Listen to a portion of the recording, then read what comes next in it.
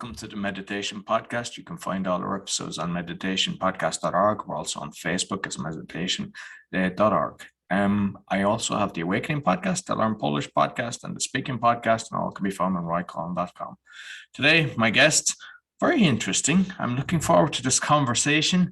It's a kind of alchemist, we can say, author, and a lot of other things. Please welcome Adora Winquist.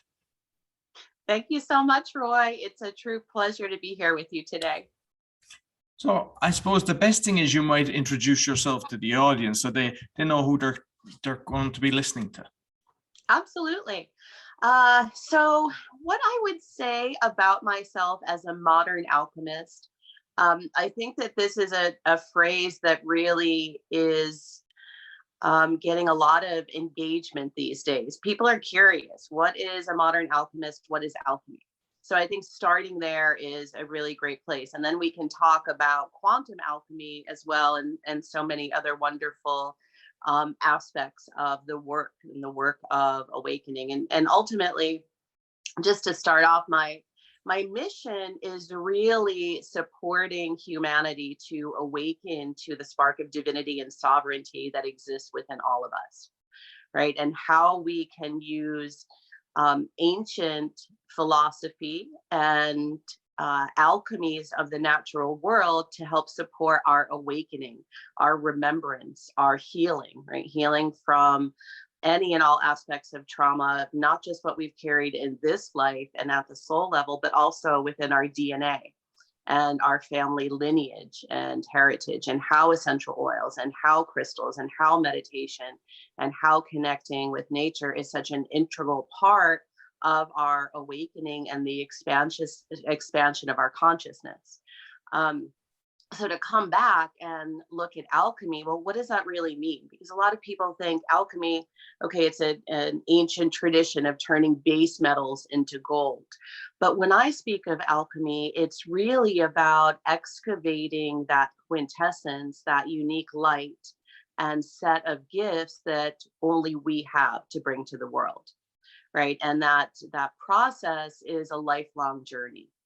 And it's really the alchemy of the soul. And how can we not only find a deeper place of communion within ourselves and a vast amount of healing, which of course increases our, accelerates our awakening. It accelerates our understanding of who we are and why we're here in the world. And ultimately, once we move through our own healing spiral, and like what I like to call the tipping point of bringing balance to our masculine aspect, our feminine aspect, and any unresolved child consciousness, well, then we can really begin to embody our soul purpose and bring that light and set of gifts that are encoded within our DNA, that are encoded within our soul, that are encoded deep within our consciousness, to bring those to the world for the greater good of all.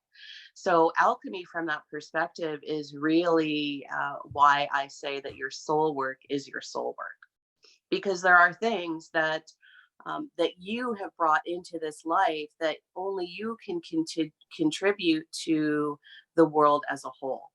And so what happens as we deepen our own understanding of ourselves and our healing journey and what's been carried through our DNA, our lineage, at the level of belief system, right? At the level of trauma, of emotions, of thought processes and images.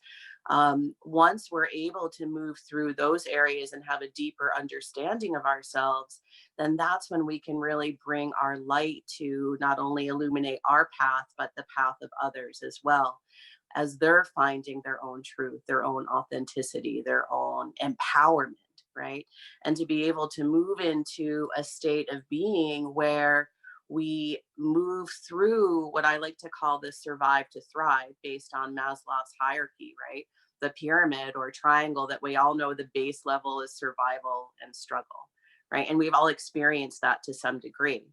But ultimately, we're all here to walk the path of self-mastery. We're just at different levels or stages of that spiral of awakening. What I like actually is when you see somebody that's kind of gone through the journey. I think we've all gone through, we've been slapped left, right, and center. But when you see somebody, if you call it waking up or just enlightenment, they don't go backwards. And that's what's kind of, there's a lot of doom and gloom at the moment, a lot of people in fear. But the reality is there's a lot of people that have actually they've made a transition in the last 2 years. I think it's actually helped a lot of people to realize there's so much kind of corruption and evil going on that they've kind of looked inside. And Yes.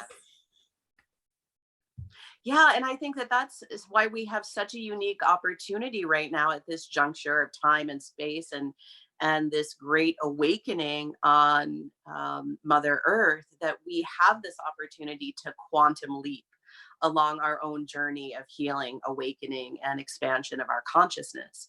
Because ultimately, when we bring the focus inward, which is what we are collectively being called to do right now, we're able to say, okay, am I living my best life? Is my life filled with passion and purpose, right? Am I experiencing the fullness of my essence, right? My divinity, or even my physical vibrancy and vitality? And so as we start to ask ourselves these questions, I think that one of the biggest words for me of the past 2 years is patterning, right? Where do we hold subconscious patterns that are inhibiting us in some form or fashion from living our best life? Whether that's in our relationships, our health and vibrancy, our bank account, what we're able to contribute to the world for the benevolence of all of humanity, or all of the kingdoms of life. What are the areas that we are called to bring our awareness and the light of divine consciousness to for transformation? Because ultimately, it's kind of similar to that statement of Gandhi, right? About being the change that we long to see. And of course, I'm paraphrasing, but any of those patterns that are unresolved within us are still projecting distortion in some way, need to be cleared for us to really embody the truth of who we are.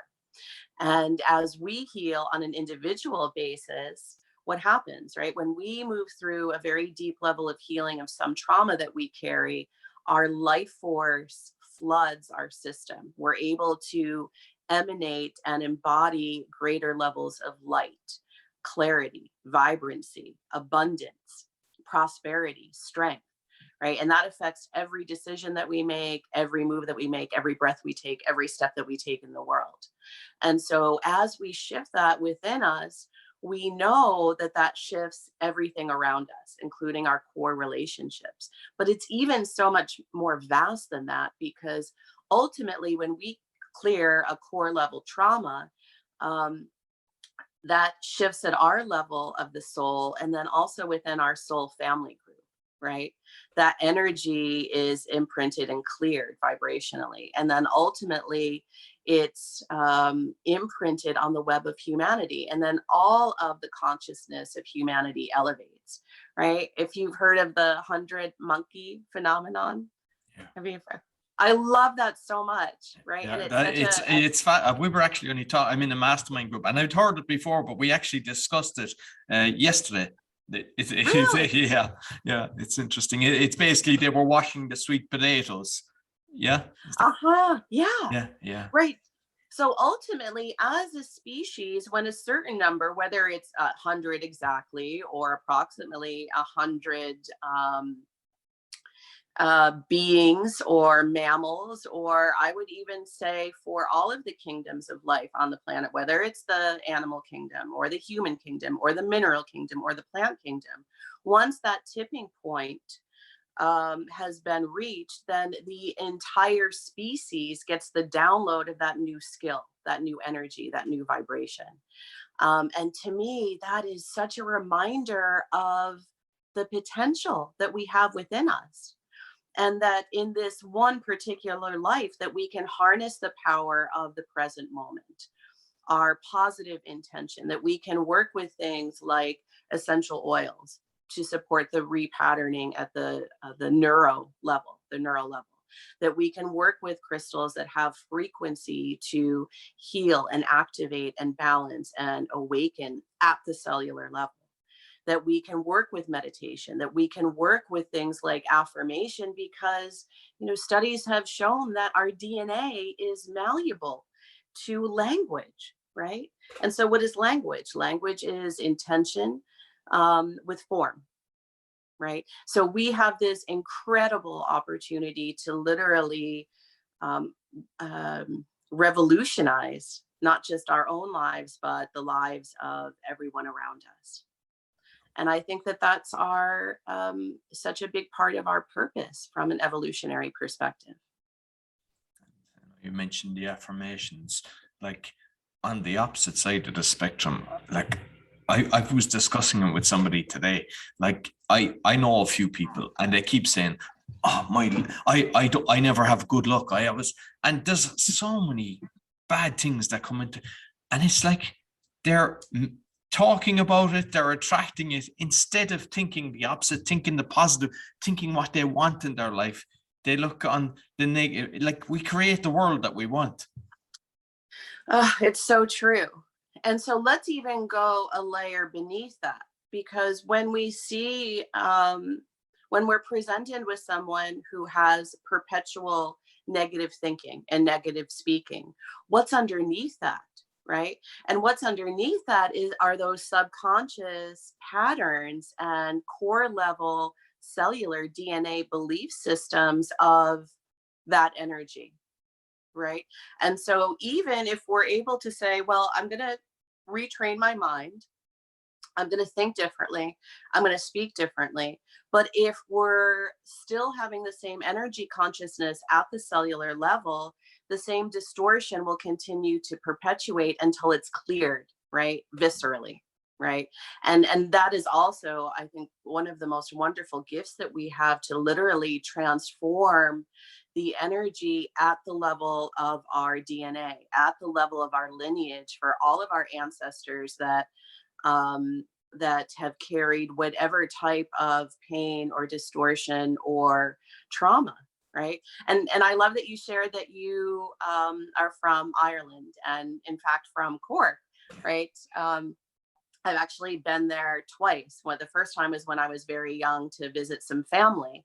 But it's very interesting when we look at even the locations and the energy consciousness of our heritage, because we can see what belief systems and what traumas from a collective perspective have been carried through our DNA. Right. And so that work to me is so profound, because we are able to transform at that core level, at that DNA level, and create completely new relationships with ourselves, with our own energy consciousness, and then with future generations to come.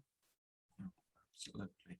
And just like, because I'd like to go into kind of the healing side of things, because especially now a lot of people are going through stress. They're worried about their jobs. I mean, I believe there's going to be increases in the mortgages, the interest rates are going to go up, so there's going to be a lot of stress going on with like essential oils and vibrations and the stones and everything. Like, you might go through each one and how it's done, because like if we start with, say, the essential oils, unfortunately, because I was looking at your site and I see all the ingredients and everything, what you're doing, so I know you know exactly what you're talking about. But sometimes people go away and they buy in the shop essential oils for, say, $2, and they're probably doing more damage than anything, because there's toxins in these things.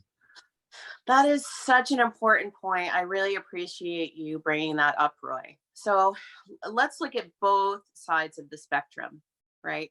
From one perspective, essential oils in their pure form, their undiluted, unadulterated form, are the most potent aspect of plant medicine. They are biochemically active. They're also vibrationally active. So from the biochemical perspective, they carry chemical constituents, sometimes 100 or more, sometimes up to 300 chemical constituents in each drop, right, of a small bottle of oil. And so when we look at this from a chemical perspective, let's take lavender, for example. I'm sure a lot of your listeners have heard of lavender. Lavender's two main chemical components, linalool and linalool acetate, are the reason that lavender has such a calming, relaxing effect, right, on the nervous system, because it is a nervine. Those chemical components are nervine in nature. So if we look at the perspective of a pure essential oil being biochemically active and then also vibrationally active, because it carries the quintessence, the essence, the life force, the vibrational patterning of the plant as well. And those plants and those minerals were placed here to support our own process of healing, awakening, and remembering unity consciousness. Now, that seems like a really profound form of medicine, right? Something that is chemically and vibrationally active. Yet, if you have something that is synthetic in nature, it's certainly not going to have those benefits. And because adulteration, where an essential oil is cut and stretched and chemicals are added to it, so you have more volume, then just like you said, it can be more harmful than helpful. And so this is where we look at the process of creating essential oils, because in this regard, we're really in partnership with Mother Nature. There's only so many plants that are grown each year to produce an essential oil.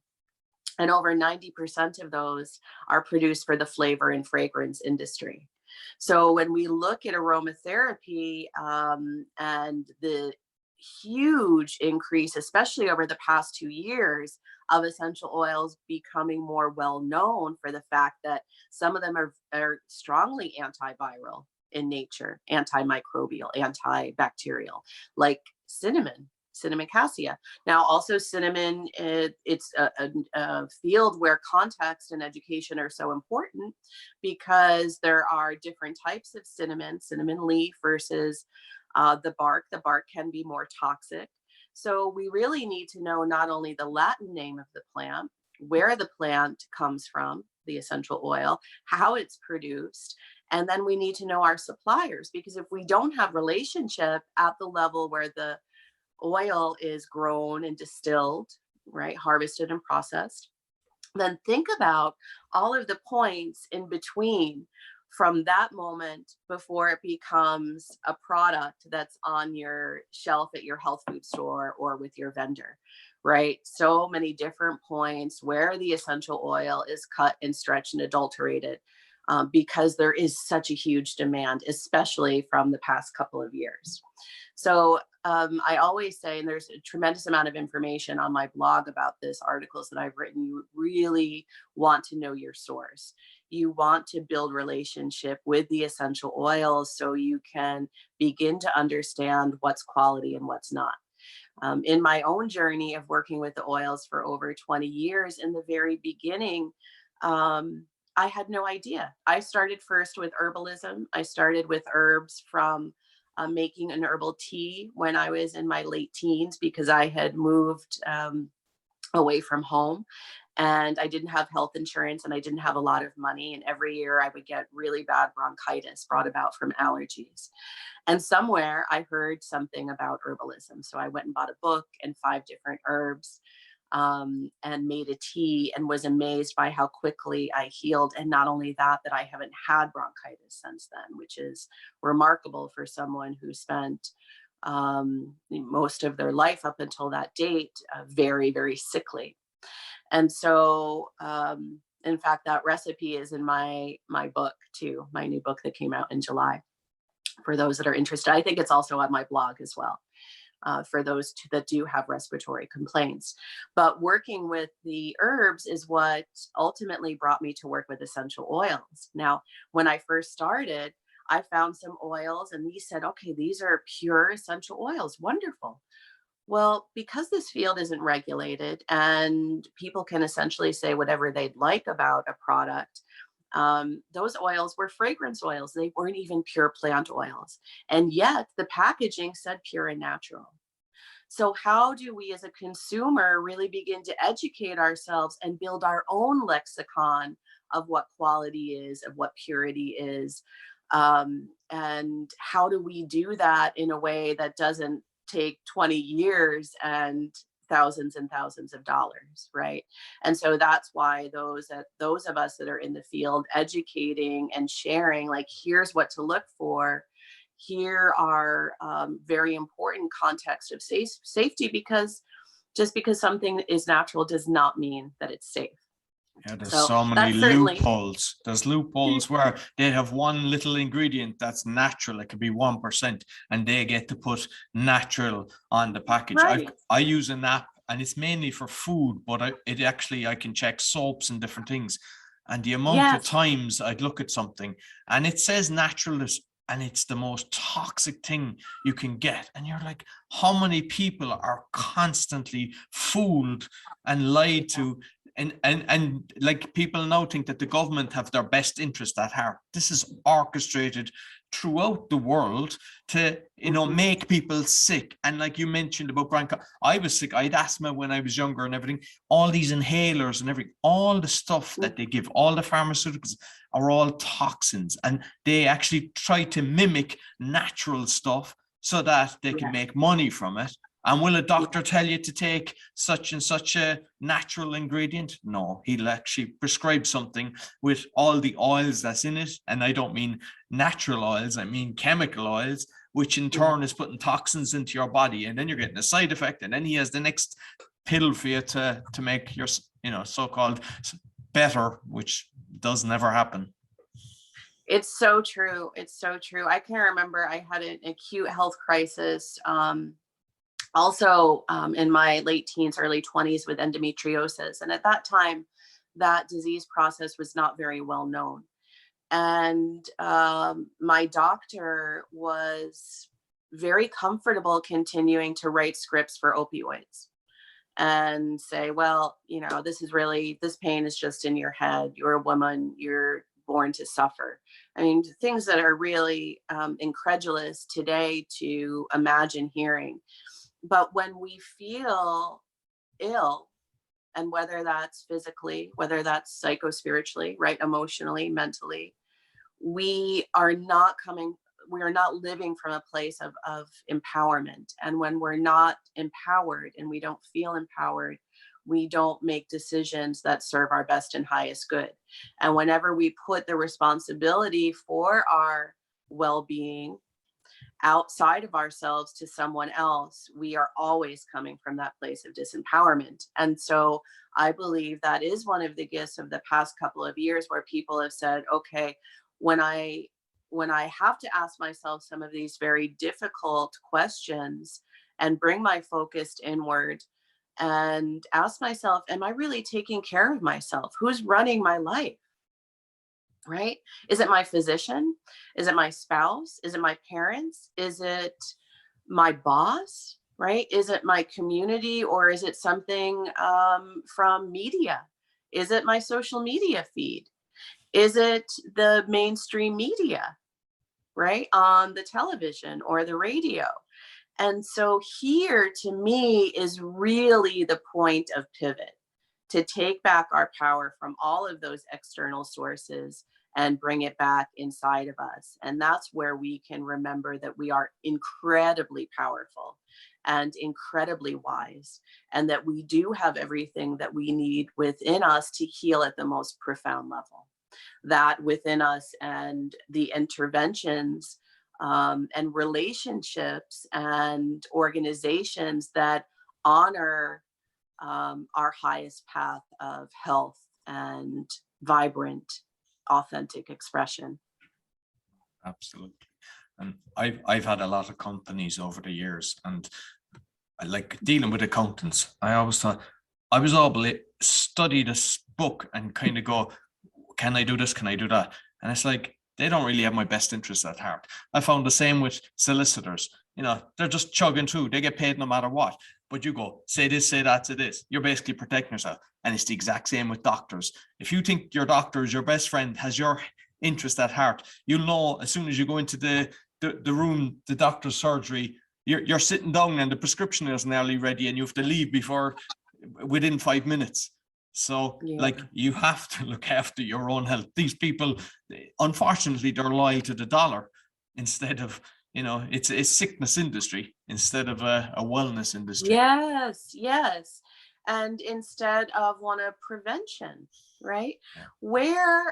Where do we come back to that place of communion with ourselves, that we honor our bodies as temples that hold the light of our spirit and soul, right? And to me, that is the place, that is the calling. And so everyone's road to get there is going to look a little bit different, because we're all here. What I may be here for on a soul level can be very different than what you're here to learn, to experience, to express, to grow into, to let go of, right? To embody and to emanate.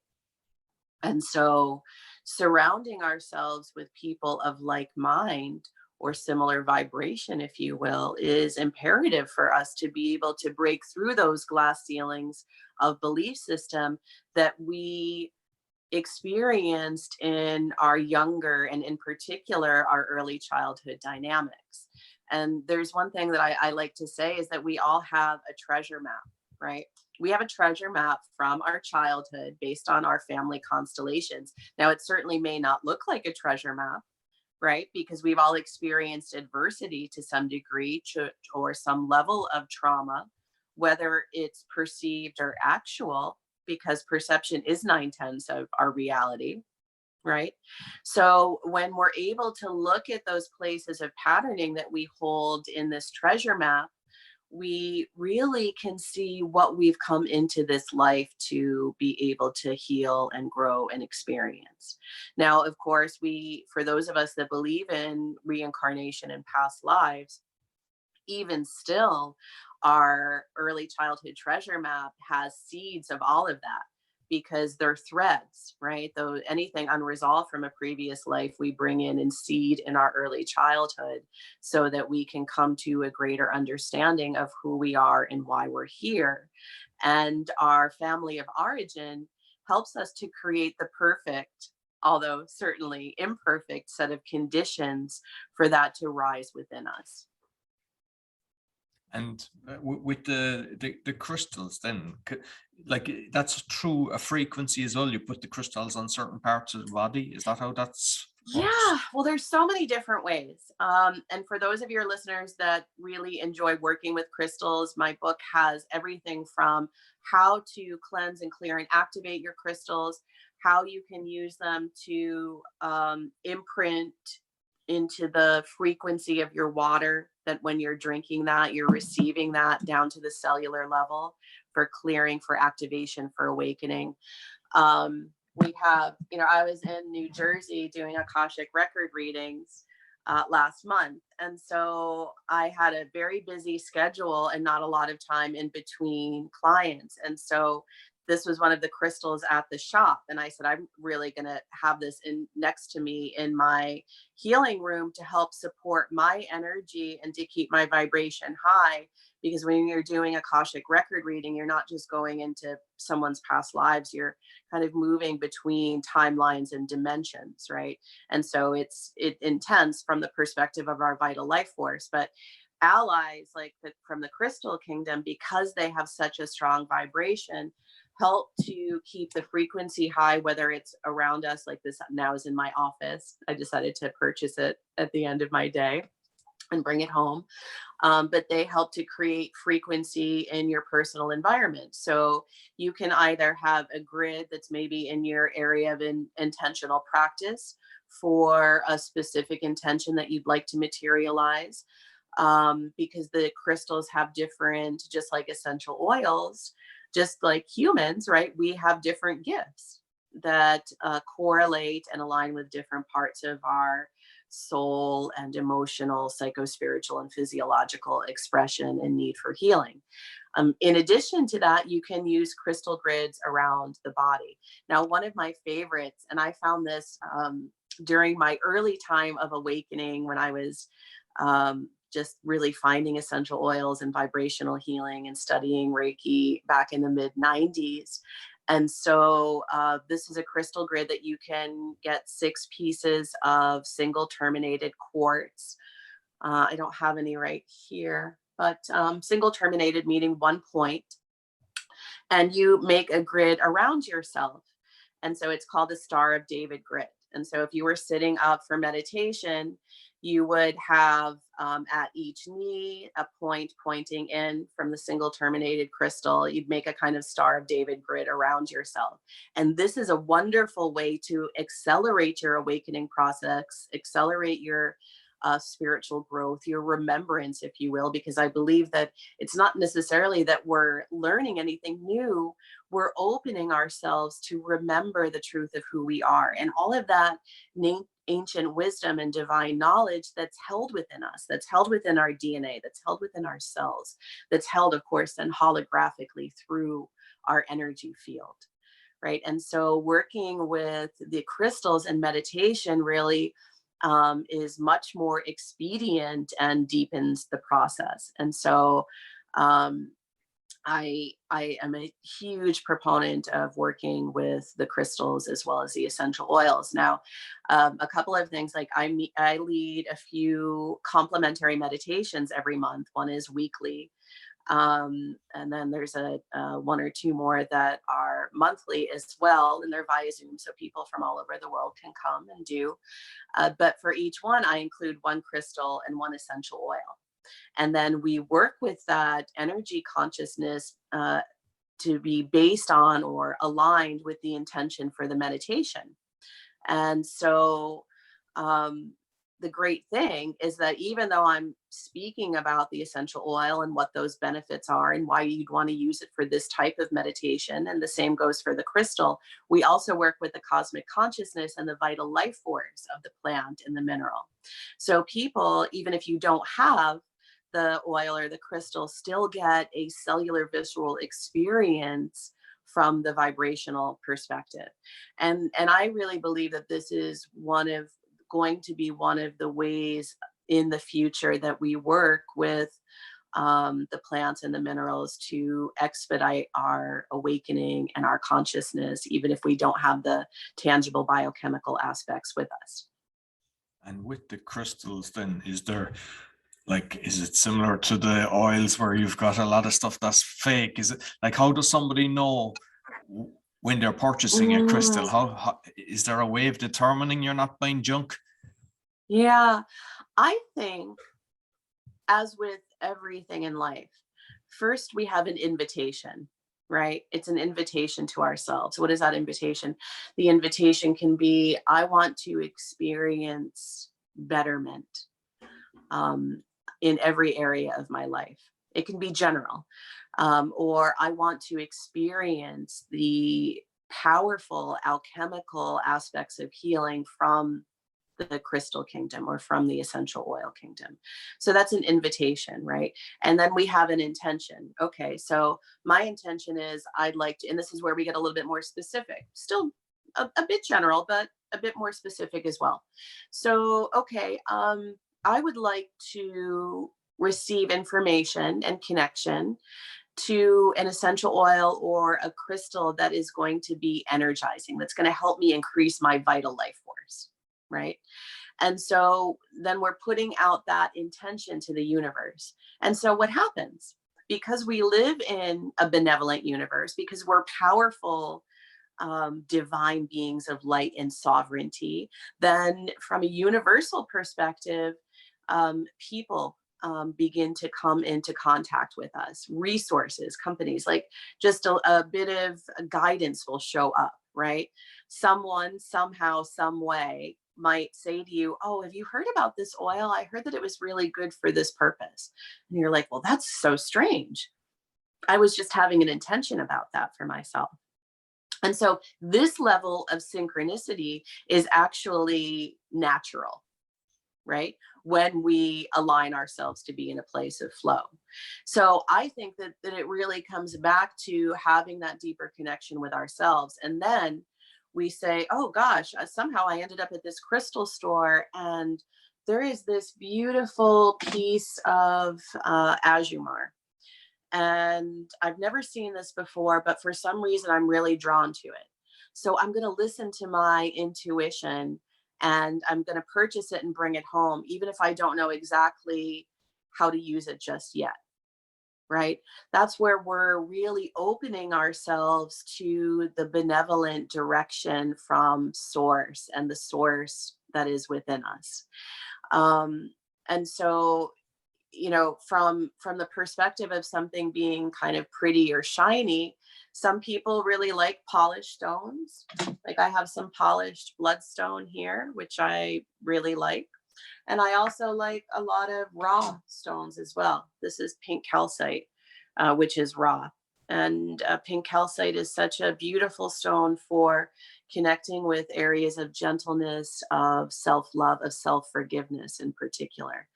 Um, the the bloodstone, wonderful for working with increasing our vital life force, like I just mentioned, especially with the adrenal system. So there are a couple of grids that are in my book that talk about how you can place these crystals on the body to activate that aspect of vital life force and strength within yourself as well. Excellent, excellent. And the meditation then, like, because I've seen some of the meditation on the YouTube channel, but Yeah. because the music is nice. I like the music that you have in the background, because some people don't have that, but I like when there's music. But you might tell people what kind of meditation that you're doing. Absolutely. So I have always loved doing meditation. In fact, the very first one, I can still remember the first one that I led, which was on a trip in Egypt. I was part of the Rosicrucian organization at the time, which is a mystery school that teaches esoteric philosophy. And one of the women said, "We would love it if you would share some of your wisdom on the chakras and lead a meditation." And I can remember feeling this sense of butterflies in my stomach with this excitement. And so, what I have come to realize over the 20 plus years of leading these meditations is that it is perhaps one of the most effortless aspects of my work, because creating sacred space and allowing spirit to come through and directing the meditation is incredibly liberating. And so for each one, I start with an intention. Like right now, we're doing a new program. This week will be the third week in the Survive to Thrive theory series. And so, where I mentioned that triangle based on Maslow's hierarchy, where we start at the bottom with survival and struggle, and then each week we move up that pathway of self mastery. And so, I always talk about one essential oil and one crystal that help to support the anchoring of the energy in the meditation. And then from that perspective, I move into an energy of allowance. And in fact, before the meditation, I'm not exactly sure what's going to come through ever, which used to be really a bit terrifying. In the early days when I started, right? Open mouth and something will come out. Well, what is going to come out exactly? So it's taken a lot of deepening and trusting of myself in the process. But what I've experienced is that it creates a profound container, vibrational container, where people have really incredible depth of experiences, and can experience them down to that cellular level. And so I definitely acknowledge it as one of the facets of my own soul purpose and bringing the meditations in this way. And so really what people can experience is something that is shifting not only through their energy consciousness, but moving down to the level of the DNA, because we have so much light, so many gifts held there. And at the same time, so many aspects that we've carried into this life to be able to transform and transmute. And so meditations last anywhere from 20 minutes. They're it will be one on this Sunday that I do in conjunction with the Barbara Brennan School of Healing, of which I'm a graduate and instructor for their Hands of Light program. And it's really the premier school globally that teaches vibrational healing in a 4-year degree setting through the human energy field, with a focus on psychodynamics to make sure that it's really rooted, grounded, right? Which is so important. And so I would say that my meditations are really similar to the core of my work. They have 3 pillars: the esoteric philosophy, the psychospiritual dynamics, and the plant and vibrational medicine. But the one that I mentioned on this Sunday, the 16th, is going to be, I'll lead it for the Barbara Brennan School of Healing. So usually we get like about 100 to 150 people that come on that call, which is really wonderful because, we're creating group container, group intention, group para, right? And being able to strengthen the light work in the world in a really beautiful way. Excellent. And like you might have mentioned it there, the Akashic record reading. The Akashic records. Yes. Yeah. So, my first trip to Egypt a little over 20 years ago, I had this experience at the Great Pyramid and the Sphinx, where I started to see this kind of etheric hall of records underneath and yet around this area, and how, essentially every soul has a record, right, in this etheric Akasha. And so when we're able to access this information, it becomes a really profound way for people to understand, oh, so this is what I've carried into this life, to be able to understand more deeply at the soul level, and to be able to liberate myself and assimilate the great wisdom that's held here. And then also to be able to access aspects of wisdom and divine knowledge that are held within us at the DNA level, at the cellular level, and at the soul level, that we have already achieved mastery in different lifetimes. And yet sometimes we're not able to access those gifts again until we come to a certain level of understanding of where we are at this juncture in this lifetime, right? So when we're able to open to receive that, then we can also access those great skills, or what I like to say, divine attributes, ultimately, that we have achieved mastery in a different lifetime expression. So even though, interestingly, my work over the past 20 plus years as a healer has always had some past life component, but it wasn't until 2020 that I actually added this service to, specifically Akashic record reading, to my platform. And it came about in a really interesting way with one of my mentors who also attended the Barbara Brennan School of Healing, gifted me this book by Roberta Herzog and said, take a read, let me know what you think. She was, I guess, a pretty famous Akashic record reader and author a couple of decades ago. She passed away a little over 10 years ago. And when I was reading it, I had this experience that this golden light came into the room and just popped open.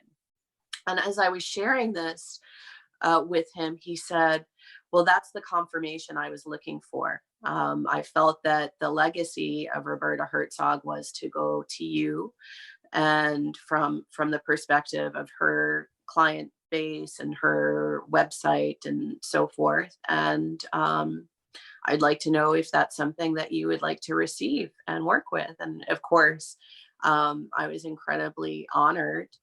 And that's when it became part of my offering. And it's probably one of the most popular aspects of my work, those readings at this point. I think because of this incredible calling that we all feel within us to awaken to our soul purpose. Absolutely. Yeah. Finally, with the book then, so you might just kind of tell us what's covered in the book. Actually, we didn't even mention the name. What is it? Detox, nourish, activate, plant and vibrational medicine for energy, What is it? Mood in Love. Mood in Love. Yeah. Yes. It's co-authored with my ally with the plants, Dr. Lulu Shemek, who's a naturopath. And as we were deciding to write this book, we really looked at some of these questions that our clients brought. Like, why do I keep having these same patterns pop up in my life? Like, I don't want to live like this, but why is my health still, why am I having this health challenge? Why are my relationships, where is this patterning of dysfunction coming from? Or why don't I see the amount of money in my bank account, right? Or why am I still carrying the pain of the past? So in thinking about that, we created this system, 3-step system to detox, nourish, activate, and how we can heal at the DNA level to truly embody our path of self-mastery, to truly embody our soul purpose in this lifetime. And it goes in conjunction with 3 systems. So energy connects with the adrenal system, which connects with our root chakra and our connection to the earth, and all of the belief systems and energy consciousness that's held there. And then, of course, the heart connecting to love, our cardiovascular system, but also this is where we connect on a relational level, right? With all of our relationships, and then mood connecting to the brain and nervous system. And of course, the connection of the crown chakra to the energy of divine consciousness. And so how we can holistically, through working with 11 different types of interventions, from essential oils, herbs, crystals, meditation, of course, nutrition, and all of these aspects of alchemy to detox, nourish, and activate. Because ultimately, like, let's say you have an infinite amount of money right now to go to the health food store and get every single thing that you know is going to take really good care of your body. So everything from food, nutrition, supplements, water, herbs, teas. The same emotionally, right? Your essential oils, your books, everything from a spiritual perspective too, right? Again, your crystals or philosophies on a deeper understanding of divine consciousness.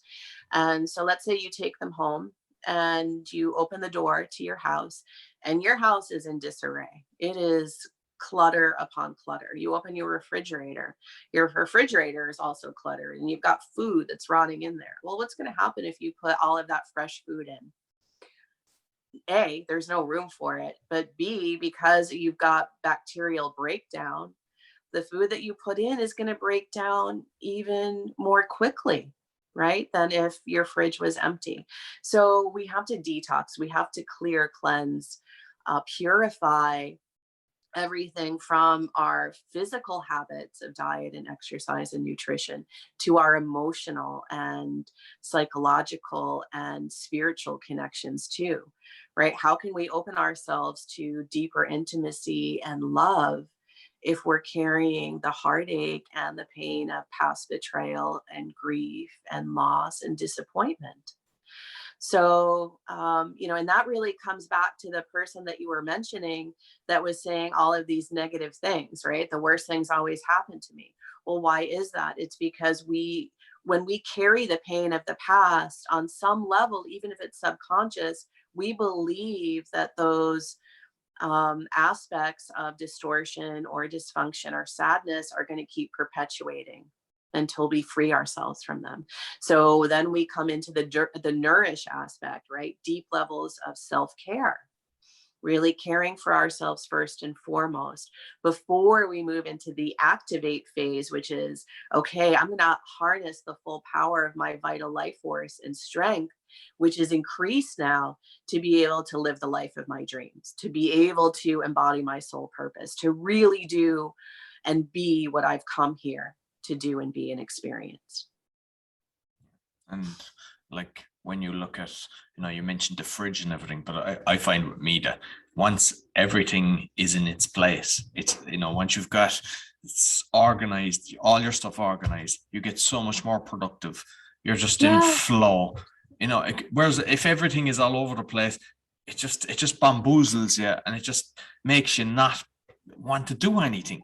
So it's, you must, like, I love what your book is about, to be honest with you. I think it's something everybody should look at, because even like the vibrations, like say the Spooky 2, one of the devices that I've got, it's a frequency device. Like, we're all electrical beings, and the frequency. So I know some people might listen to this and go, yeah, this is woo woo. But the reality is, if you know that everything vibrates, even gold vibrates, everything has a vibration, and all our cells are vibrating. So if you just think of it like that, then you'll understand why the essential oils and why, the crystals, everything has, a benefit for us in life. That's so true. I love what you said about being bamboozled by chaos in your space, because it is so true. I'm constantly trying to talk to my 12-year-old about that. But it's for those that say, well, this is really woo woo. I think that comes from just missing some information, because if you actually look back, all of these ancient traditions are rooted not only in physics, but in science and also general knowledge. If you look back to the pharmacopoeias, and the texts back from the early 1900s, they talk about herbs, they talk about homeopathy, right? They talk about these types of plant medicine that were commonly used, and this is where we have to really say, am I going to trust what big pharma is telling me about medicine? Or maybe am I going to step back a bit and do some of my own research and see what historically has been used through the ages?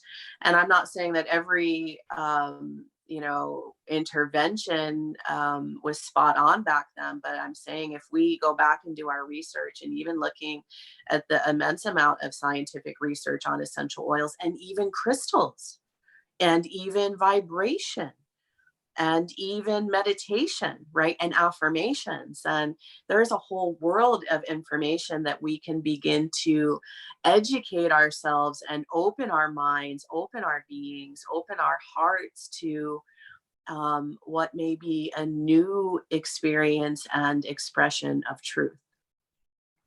Absolutely. And like, you mentioned the pharma, big pharma, like the opioids that we discussed, like Johnson, who a lot of people are rolling up their sleeves in trust of that company, were fined $25 billion for opioids, because it was actually addictive and they pretended it wasn't.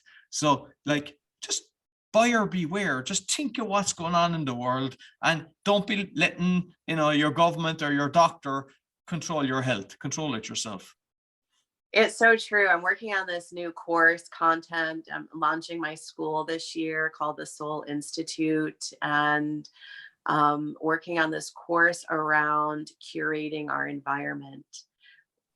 And to do that is how we can co-create our highest experience of reality, which means there are moments where we really need to take either the remote and turn it off or hop off the feeds on the social media, which are really targeted to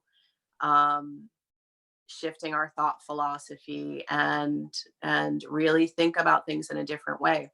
I also have another project called Crystal Raven. It's a pen name, and it's my author pen name for a collection of erotic science fiction books that actually have, even though they seem like they're written, or when the project, when we started, it seemed like they were written far more in the future, talking about authoritarian rule, are so germane today with the themes that are in there. So if you have readers or listeners to your program that enjoy that genre from a fictional perspective, there's some great themes and really clear current day correlates regarding our freedoms that are in the book, and it's a really fun read too. Excellent. Listen, Adora, thoroughly enjoyed our conversation. How can people get in contact with you? Sure. So my website is adorawinquist.com. And if you want to join our quantum community, you can sign up for our newsletter that talks about all of the events that are happening, both the weekly, the complimentary events, complimentary content on Instagram and our other social platforms. Also our retreat programs. We have another retreat coming up in September in France. This is our second retreat of the Divine Feminine, following in the footsteps of Mary Magdalene. And then we also have a wonderful Divine Feminine retreat here in North Carolina happening in 2022. So if you join our community, I produce a lot of content and empowering ways that you can work with alchemy to not only heal, but inspire and awaken yourself to live your very best life. And to engage with others that are like-minded, which is so important, I think, for us right now as well. Then my other platform is crystalraven.com, and that's where you can find out about the virtual mirror series that's written from the perspective of Gemma, an empowered female. And one last thing I just have to share, Roy, the name for the heroine in that book, Gemma, came from my very first trip to Ireland when I was in the area of Cork and made a friend, and her name was Gemma, and we became pen pals for a while. But it was such a beautiful experience and memory, and that's why Gem is named Gem. Nice, excellent. Oh, perfect. So as I mentioned before we start recording, because I want to put this on not only the meditation podcast, but I'm going to share it on the awakening, because I believe health is the most important thing. I mean, I'm exposing a lot of stuff, but at the same time, I believe in solutions. And that's why I think, to know what to do, because when you have the right health, you have the right mentality, and then you're able to fight the corruption 10 times better. And I mean, even just looking at you, because I remember going through your website and I was kind of, wow, this woman is superwoman. Look at all the things that she's doing. But that's what I've noticed that when you meet kind of like-minded people, they're all doing amazing things. Whereas the people that are complaining and just kind of, they do one thing and that's it. Like, so, it's the health that it brings you. Like, there's so many benefits that's so true. And thank you for that wonderful compliment. But I think it's a testament to what is possible. Right? We are possible of so much more than we can even dream or realize, even for myself, when, having these experiences that really exceed even my own dreams and vision. And I'm a big thinker, right? Like that is our potential to continually expand and stretch ourselves to new levels of growth and light and creativity and health and vibrancy. Absolutely beautiful. Listen, Adora, thank you very much. Thanks, Roy. Such a great conversation. I loved it. Thank you. Me too. That's all for the meditation podcast. You can find all our episodes on meditationpodcast.org and also on the Awakening Podcast, awakeningpodcast.org. Until next week, take care.